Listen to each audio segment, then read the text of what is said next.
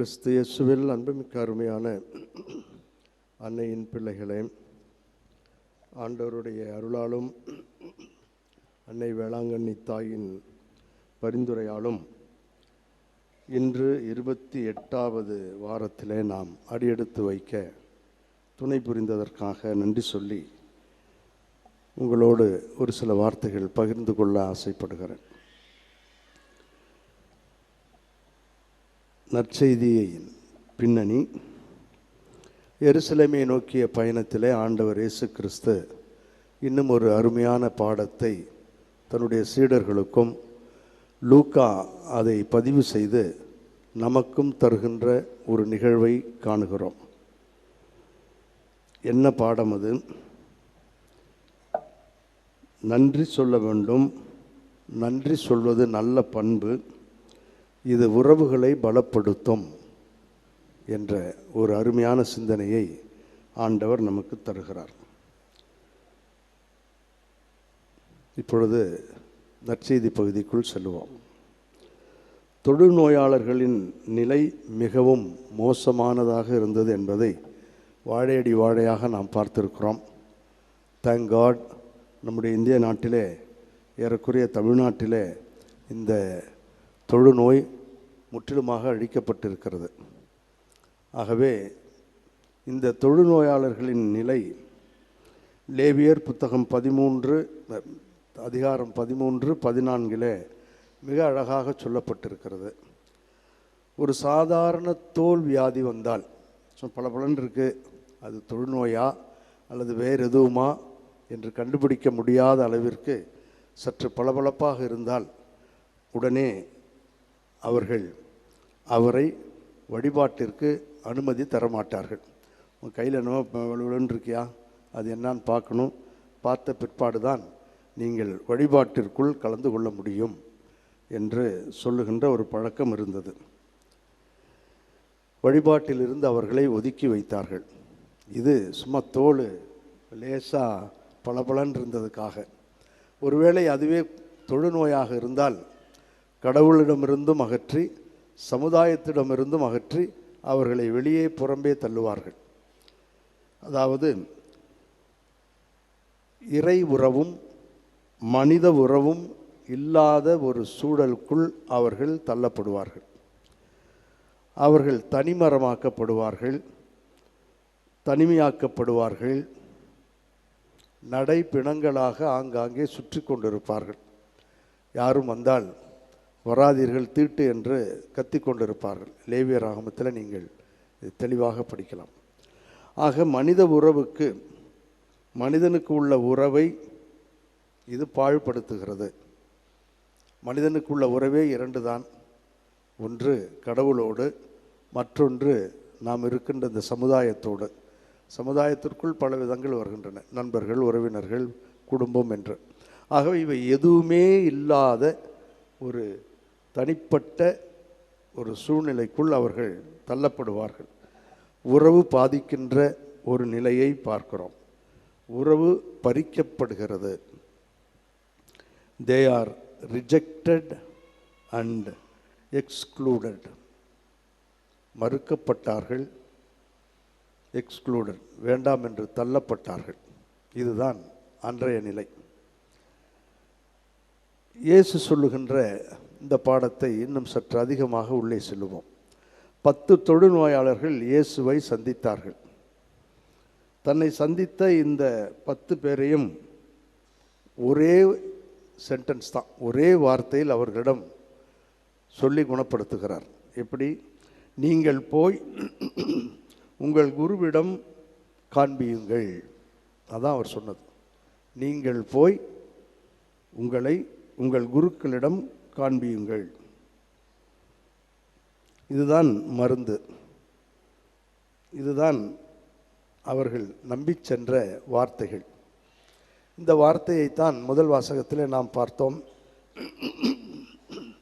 நாமான் பிற்பகுதியை படித்த முற்பகுதியில் நம்பாமல் அவர் வெளியே வருவார், போவார், இதெல்லாம் பண்ணுவார், ஆடம்பரம் பண்ணுவார்னு பார்த்தேன். போய் 7 தடவை குளிச்சுட்டு வாங்குறாரு. இது என்ன பெரியதா என்று அந்த வார்த்தைகளின் மீது அவர் சொன்ன அந்த வார்த்தைகளின் மீது அவருக்கு நம்பிக்கை இல்லை. ஆனால் இவர்களிடம் இயேசு சொன்னது அதுதான், நீங்கள் போய் உங்கள் குருவிடம் காண்பியுங்கள். இதை கேட்டவுடனே இவர்கள் நம்பி சென்றார்கள். சென்ற வழியிலேயே கண்டிப்பாக அவர் குணமாகி இருக்கிறார்கள். இந்த அனுபவத்தை அவர்கள் பெற்றிருக்கிறார்கள். இதை அறிந்திருக்கிறார்களா? இப்படி இருந்தது, இப்போ நல்லா இருக்கே, அவர் சொன்னது சரிதான், நம்பி வந்த எனக்கு இது எல்லாம் நலமாகிவிட்டது என்று அவர்கள் சந்தோஷப்பட்டிருக்க வேண்டும். சந்தோஷப்பட்டு அந்த சந்தோஷத்தோடையே அவர்கள் சென்று விட்டார்கள். ஏனென்றால் இவர்தான் போய் குருவிடம் காட்டுங்கள் என்றாரே என்று அவர்கள் சொன்ன உடனே அதற்காக போயிருப்பார்கள். குரு, சட்டம் மற்றும் மோசே சொன்ன அந்த சட்டதிட்டங்கள் இவைகளெல்லாம் அவர்களுக்கு பெரிதாகப்பட்டது. எப்படியாவது நாம் சென்று சேர்ந்து கொள்ள வேண்டும். இவரை பரிசோதிக்கின்ற குரு நல்ல மனதோடு இவரை, ஆம் உமக்கு இந்த தொழுநோய் போய்விட்டது என்று சொல்ல வேண்டும். போய்விட்டதைப் போல தோன்றுகிறது. ஆனால் அவர் ஒரு காழ்ப்புணர்ச்சியோடு அல்லது ஒரு முன்சார்பு கொள்கையோடு, இன்னும் இருக்கியா போயா என்று சொல்லிவிடக்கூடும். ஆகவே அவர்கள் ஒரு பதற்றத்தில் சரியாகிவிட்டது என்ற ஒரு ஆனந்தம் ஒரு புறம் இருந்தாலும், ஒரு புறம் சற்று சந்தேகத்தோடு குணப்படுத்துவதல்ல, ஏற்றுக்கொள்வதை பற்றி அவர்கள் சந்தேகப்பட்டு போயிருப்பார்கள். ஆகவே அவர்கள் ப்ரீஆக்குபேஷன், எப்படி நம்மை இந்த மக்கள் ஏற்றுக்கொள்வார்கள் என்ற அந்த ஒற்றை சிந்தனையோடு அவர்கள் சென்று விட்டார்கள். ஆனால் இந்த சமாரியர் மட்டும் தான் குணமானதை பார்த்தார். இதுதான் சிறப்பு, இவர்தான் கடவுள், இவர்தான் எல்லாம் செய்தார், இவருக்கு முதலிலே நன்றி சொல்லிவிட்டு நான் பிறகு செல்லுகிறேன் என்று அவரும் குருக்களிடம் சென்றிருக்க வேண்டும். ஏனென்றால் அதுதான் அவர்களை உள்ளே கம்யூனிட்டிக்குள்ளே சேர்க்க முடியும். ஆனால் அதற்கு முன்பாக தான் குணமானதை அறிந்து ஓடோடி வந்து இயேசுவிடம் அவர் அசால்ட்டாக இருந்த 9 மற்ற தொழுநோயாளர்களை விட இவர் சற்று வேகமாக ஆண்டவருக்கு நன்றி சொல்ல வருவதை நாம் பார்க்கிறோம். வெறும் சம்பிரதாயங்கள், வெறும் பாரம்பரியம் எனக்கு இப்பொழுது தேவையில்லை. எனக்கு தேவை என்னை குணப்படுத்திய அந்த ஆண்டவர். அவரிடம் சென்று நான் நலம் பெற்றுவிட்டேன், உங்களுக்கு நன்றி ஐயா என்று சொல்ல வேண்டும் என்று அவர் ஓடோடி வருகிறார். உறவை பிரித்து வைத்து உறவை வளர்க்க விடாமல் இருந்தது இந்த பாரம்பரியம், இந்த சட்டம், இந்த வெறும் சம்பிரதாயங்கள் என்பதை அவர் மறைமுகமாக நமக்கு சுட்டி காட்டுகிறார். நம்முடைய இதிலையும் பாருங்களேன், நீங்கள் தொழுநோய்க்கெல்லாம் போக வேண்டாம். ஒரு 4 நாட்களுக்கு முன்பாக ஒருவர் வந்து மிகவும் கண்ணீரோடு சொன்னார், ஃபாதர், திருமணம் நடந்து எல்லாம் சந்தோஷமாக இருந்தோம், இப்பொழுது அவள் நாகர்கோவிலில் என்னுடைய மனைவி இருக்கிறாள், சென்று அவளை விட்டு வந்திருக்கிறேன். இப்பொழுது குழந்தை பிறந்து 6 மாதங்கள் ஆகிறது. அவளுக்கு பிறந்த குழந்தை ஆண் குழந்தை, நாங்கள் திருமுழுக்கு கொடுக்க வேண்டும் என்று சொல்லுகிறோம். ஆனால் அந்த குடும்பத்தில் முடியாது என்று சொல்லுகிறார்கள். ஏனென்று கேட்டால், இப்படி செய்ய வேண்டும், அப்படி செய்ய வேண்டும், அதை செய்ய வேண்டும், உங்கள் பையன் என்ன சம்பாதிக்கிறாரு, நாங்கள் கொடுத்த பணத்தில் தானே நீங்கள் இருக்கிறீங்க என்று ஏகத்துக்கு விட்டு அடிக்கிறாங்க. இது எதை காட்டுகிறது? உங்களிடம் சொத்து இருக்கிறது என்பதையா? அந்த சொத்தை நீங்கள் எல்லோருக்கும் பறைசாற்ற வேண்டும் என்று விரும்புகிறீர்களா? இல்லை, இது ஒரு விதமான ஒரு நோய், இட்ஸ் எ சிக்னஸ். குடும்பங்களில் குழந்தைகள் நன்றாக சந்தோஷமாக வாழ்வதை விடுத்துவிட்டு, நீ இதை செய் அதை செய், பிறகு நான் உனக்கு ஞானஸ்தானம் கொடுக்கிறேன், பார்த்து கொள்ளலாம் என்று சொல்வது எந்த விதத்திலும் நியாயமில்லை. இது உறவை பலப்படுத்துவது இல்லை, பாழாக்குகிறது, உறவை வீணாக்குகிறது. வேண்டாம் என்று சொல்லுகிறோம். ஒருவேளை இவரும் பிடிவாதமாக அவர் என்கிட்ட தான் சொல்கிறார், பிடிவாதமாக போடி நானும் வரல போன்ட்டு போனால் என்ன பண்ணுவாங்க ஃபாதர்னு. ஆனால் ஆண்கள் சற்று இதில் பலவீனமானவர்கள். ஆகவே பெண்கள் இதை ஒரு இதாக எடுத்துக்கொள்கிறார்கள். பெண்ணா அல்லது பெண் வீட்டாரோ, விட்டுட்டு போகிறேன் ஃபாதர், எனக்கு தைரியம் இருக்குது, என்னால் சம்பாதிக்க முடியும் ஃபாதர், இவெல்லாம் நான் நிறுத்தி அது தப்புன்னு எனக்கு தெரியும் ஃபாதர் என்று மன அங்கலாய்ப்பை சொல்லுகிறார். ஏன் உறவுகளை பாழ்படுத்த வேண்டும்? இந்த தேவையில்லாத சம்பிரதாயங்கள், தேவையில்லாத பாரம்பரியங்கள், நீ அதை செய் இதை செய் என்று சொல்லி எத்தனை முறை எத்தனை குடும்பங்கள் வீணாகி இருக்கிறது தெரியுமா? என்னை விட உங்களுக்கு அதிகமாக தெரியும். ஆகவே சற்று யோசித்து பாருங்கள். உறவுகளை பலப்படுத்துவதற்காகத்தான் ஆண்டவர் நம்மை படைத்திருக்கிறார். இந்த உறவுகளில் வாழ வேண்டும் என்று தான் ஆண்டவர் விரும்புகிறார். இந்த தொழுநோயாளர்கள் 9 பேர் வராவிட்டாலும் அந்த ஒருவர் வழியாக ஆண்டவர் நமக்கு ஒரு அருமையான பாடத்தை சொல்லித் தருகிறார். ஆகவே அவர் வந்து எல்லாம் செய்து முகம் குப்புற விழுந்து அவரை வணங்கி, நீர்தான் எல்லாம், இதற்கு பிறகுதான் என்னுடைய வாழ்வு ஆரம்பமாக இருக்கிறது, ஆகவே நான் குணமாகிவிட்டேன், உனக்கு நன்றி சொல்லிவிட்டேன், இனி நான் செல்லுகிறேன், நான் சென்று அந்த குருக்களிடம் காட்டி என்னையே நான் இந்த சமுதாயத்திற்குள் இணைத்துக் கொள்கிறேன் என்று ஆண்டவருக்கு நன்றி சொல்ல வருகிறார். நம்முடைய திருமணங்களை, நம்முடைய உறவுகளை, நாம் இருக்கின்ற இடங்களை, நாம் செய்கின்ற செயல்களை ஆசீர்வதிப்பது ஆண்டவர். திருமணம் இந்த ஆலயங்களில் தான் நடைபெறுகிறது. எங்கேயும் காட்டிலையும் மேட்லேயும் பீச்சிலையும் நடக்கலை. இந்த ஆலயத்தில் நற்கருணைநாதர் இருக்கின்ற அல்லது வேறு எந்த கோவிலாக இருந்தாலும் அங்கு ஒரு மாதாவினுடைய துணையோடு கூட தான் நாம் இந்த திருமணங்களை செய்கிறோம். சம்பிரதாயங்கள் எல்லாம் கடந்து தான் நாம் இந்த திருமணத்தில் ஒருவரை சேர்த்து வைத்திருக்கிறோம். ஆனாலும் ஏன் இப்படி தேவையில்லாதவைகளை சொல்லி குடும்பத்தை பாழ்படுத்துகிறோம்? சற்று யோசிக்க வேண்டும் என்று உங்களை அன்போடு கேட்டுக்கொள்கிறேன். ஆகவே இயேசு இப்பொழுது நமக்கு சொல்லுகின்ற பாடம், 2 பாடத்தை நாம் இயேசு வழியாக கற்றுக்கொள்ளலாம். ஒன்று, நம்முடைய கடவுள் யார் என்று சொல்லுகிறார். நம்முடைய கடவுள் எல்லா எல்லைக்கோடுகளையும் கடந்து எல்லோருக்கும் உதவி செய்யக்கூடியவர். அது சமாரியராக இருக்கட்டும், யூதனாக இருக்கட்டும், யாராக இருக்கட்டும். வந்தவங்கள நீ யார், நீ யூதனா, நீ மட்டும் வா, மீதி பேரெல்லாம் போகலாம் அவர் சொல்லலை. வந்தது யாராக இருந்தாலும் அவர் கேட்கவும் இல்லை. ஆகவே எல்லோரையும் அன்பு செய்கின்ற, எல்லோருக்கும் குணமளிக்கின்ற ஒரு அருமையான தெய்வம். திருத்தூதர் பணிகள் 34 பிறகு 44 45 படிக்கிறேன். 34 பேதுரு பேசத் தொடங்கி, இது கொர்நேலியுடைய வீட்டிலே நடைபெறுகின்ற ஒரு நிகழ்வு. பேசத் தொடங்கி, கடவுள் ஆள் பார்த்து செயல்படுவதில்லை என்பதை நாங்கள் உண்மையாகவே உணர்கிறோம். பாருங்க, என்னுடைய வார்த்தைகள் அல்ல, வேதத்திலிருந்து தான் நான் படிக்கிறேன், விவிலியத்திலிருந்து தான் நான் படிக்கிறேன். நீங்களும் நானும் நம்புகின்ற அந்த வார்த்தையை தான் நான் உங்களுக்கு சொல்லுகிறேன். என்னுடைய வார்த்தைகள் அல்ல. கடவுள் ஆள் பார்த்து செயல்படுபவர் அல்ல. பின் ஏன் நீங்களும் நானும் ஆள் பார்த்து செயல்படுகிறோம்? ஒரு கட்டத்தில் அப்படி செயல்பட்டாலும் பிறகு ஏன் மனம் வருந்தி அல்லது அதை விட்டுட்டு சரி நல்லா இருப்போம்னு ஏன் சொல்ல மனசு வரமாட்டேங்குது? தொடர்ந்து நாம் பார்க்கிறோம். பேதுரு தொடர்ந்து பேசிக்கொண்டிருக்கும் போது அவருடைய சொற்களை கேட்ட அனைவர் மீதும் தூய ஆவி இறங்கி வந்தது. பேதுரு பிற இனத்தவர் மீது பொழியப்பட்டதை கண்டு மலைத்து போயினர். ஸோ தூய ஆவியாரும் பிறருக்கு கொடுக்கப்படுகிறது. தூய ஆவியாருடைய வல்லமை, அருள், ஆற்றல் எல்லோருக்கும் கொடுக்கப்படுகிறது.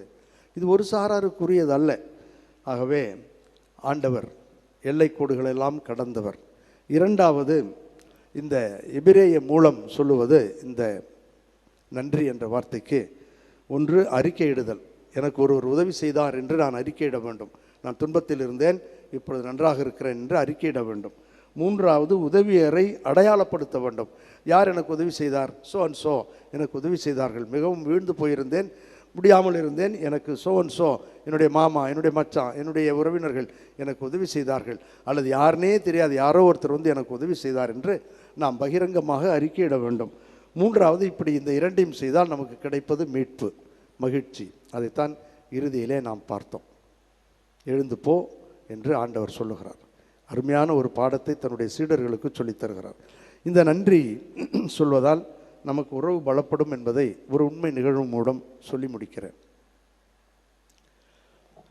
இது நடந்தது பல ஆண்டுகளுக்கு முன்பாக. நான் 8ஆம் கிளாஸ் படிக்கிறப்ப, லேட் 70s, திண்டுக்கல்லில் சென்ட் மேரிஸ் ஹைஸ்கூலில் படித்தேன். இருந்தது நெய்வேலி. பஸ்ஸில் ட்ரெயினில் போயிட்டு வருவோம். அப்போ வந்த பொழுது ஒரு நாள் அப்போல்லாம் இந்த ஸ்டீம் இன்ஜின் இறங்கி அந்த ஸ்டீம் இன்ஜினை பார்க்கலாமே அப்படின்ட்டு நானும் என்னோட வந்த இன்னொரு மாணவர், அப்புறம் எங்களுக்கு பெரியவர் ஒருத்தர் 11th படித்தவர், நாங்கள் 2 பேரும் 7th 8th தான் போனோம். அங்கே போய் அந்த ஸ்டீம் இன்ஜினை பார்த்துக்கிட்டு இருந்தோம். ஆச்சரியமாக இருந்துச்சு. அப்பொழுது அந்த ஸ்டேஷன் மாஸ்டர் வந்தார். வந்து, என்ன இங்கே நிற்கிறீங்க, நீங்களாம் யார் அப்படின்னார். நம்மள்ட்ட தான் டிக்கெட் இருக்கே, ஒன்றும் பிரச்சனை இல்லைன்ட்டு நாங்கள்லாம் பள்ளி மாணாக்கர்கள் நெய்வேலிக்கு போகிறோம் சார், இங்கே இறங்கணும், இந்த இன்ஜினை பார்க்கலான்னு வந்தோன்னு சொல்லி அந்த பெரியவர் சொல்கிறார். நாங்கள் சொல்ல உடனே அவர் டிக்கெட் வாங்கி பார்த்தார். அவருடைய டிக்கெட்டு கரெக்டாக இருக்குது. என்னுடைய டிக்கெட்டும் இன்னொருத்தருடைய டிக்கெட்டும் அரை டிக்கெட்டு எடுத்தது அவர். அது அரை டிக்கெட்னு எங்களுக்கு தெரியாது. டிக்கெட் இருக்குங்கிறதோடு வந்துட்டோம். எத்தனாவது படிக்கிறீங்கன்னார். 2 பேரும் 7, 8ன்னா. வயசு என்னான்னாரு. 10, 11 பேர் இருக்கும் சார். ஏன்னா அரை டிக்கெட் வாங்கிட்டு வந்திருக்கீங்கன்னாரு. தெரியல சார், சார் தான் தம்பி தான் வாங்கினார். அரை டிக்கெட்டுக்கெல்லாம் ஃபைன், மேலும் 5 ரூபாய் 10 ரூபாய் நீங்கள் கட்ட வேண்டுமா நட அப்படின்ட்டு கூட்டிகிட்டு போய்ட்டார். கண்ணா அப்படின்னு திட்டி அரை டிக்கெட் வாங்கி வீட்டில் எல்லாம் காசை வாங்கி இப்படியெல்லாம் திருத்தனம் பண்ணுறீங்க, உங்களெல்லாம் வீட்டில் சொல்லணுவான்னு சொல்லி கூட்டிகிட்டு போயிட்டார். கூட்டிகிட்டு போய் இதெல்லாம் திட்டி, இந்த மாதிரிலாம் செய்யக்கூடாது தெரியுமா, உங்கள் வீட்டு அட்ரஸை கொடுங்க, எல்லாம் கொடுங்க, திருப்பி வந்து வண்டி ஏறுறப்ப என்னை பார்த்துட்டு தான் போகணும் அப்படின்னு உட்காந்து அழ வச்சுட்டார். அழுதோம். பிறகு செல்லுகின்ற பொழுது ரொம்ப நன்றி சார், ஏன்னா எங்களை விட்டுட்டார்ல, நன்றி சார் என்று சொன்னோம். அப்பொழுது அவருக்கு அந்த நன்றி மிகவும் பிடித்தமாக இருந்திருக்க வேண்டும். உடனே எங்கள் 2 பேரையும் கட்டிப்பிடிச்சு, இவ்வளோ திட்டியும் இவ்வளோ ஃபைன் போட போகிறேன்னு சொல்லியும் நீங்கள் நன்றி என்று சொன்னதால் உங்களை விட்டு விடுகிறேன், இனிமேல் இப்படியெல்லாம் செய்யாதீங்க போங்கன்னு சொல்லிட்டார். ரொம்ப சந்தோஷமாக இருந்தது. அன்றிலிருந்து இந்த நன்றி சொல்லுகின்ற பழக்கம் எப்பொழுதுமே நமக்கு இருக்க வேண்டும் என்று நான் நினைத்து கொண்டேன். தெசலோனியருக்கு எழுதிய முதல் திருமுகம் 5வது அதிகாரம் 14 பிறகு 24வது வசனத்தில் நாம் எப்படி நன்றி சொல்ல வேண்டும் என்று, எப்பொழுதும் மகிழ்ச்சியாயிருங்கள், இடைவிடாத இறைவனிடம் வேண்டுங்கள், எல்லா சூழ்நிலையிலும் நன்றி கூறுங்கள், உங்களுக்காக கிறிஸ்து இயேசு வழியாக கடவுள் வெளிப்படுத்தியது இதுதான். உங்களை அழைக்கும் இறைவன் நம்பிக்கைக்குரியவர், அவர் இதை செய்வார். பழைய மொழிபெயர்ப்பில் உங்களை அழைக்கும் இறைவன் நம்பிக்கைக்குரியவர், அவர் இதை செய்து முடிப்பார் என்று இருக்கும். ஆகவே வாஞ்சையோடு உங்களை கேட்கிறேன், நம்முடைய குடும்பங்களிலே நன்றி சொல்லி பழகி கொள்ளுவோம். நன்றியோடு வாழ்ந்த அன்னை கன்னிமரியால் நம் ஒவ்வொருவரையும் வாழ வைக்க வேண்டும் என்று ஜெபிப்போம். கருவறை டு கல்லறை ஒரு முறை நடக்கப் போகின்ற வாழ்விலே எத்தனை முறை நன்றி சொல்ல முடியுமோ அத்தனை முறை அனைவருக்கும் நன்றி சொல்லி வெளிப்படுத்துவோம். அவர்களுக்கு நல்லதை சொல்லுவோம். மகிழ்வோடும் மன நிறைவோடும் வாடுவோம். ஊம் டுட்டும் ஒரு முறை நடக்கப் போகிற அந்த வாழ்வு அர்த்தமுள்ள வாழ்வாக இருக்கட்டும், ரம்மியமான வாழ்வாக இருக்கட்டும், ஒற்றுமை மிகுந்த வாழ்வாக இருக்கட்டும். வல்ல இறைவன் நல்லருள் பொழிவார். ஆமீன்.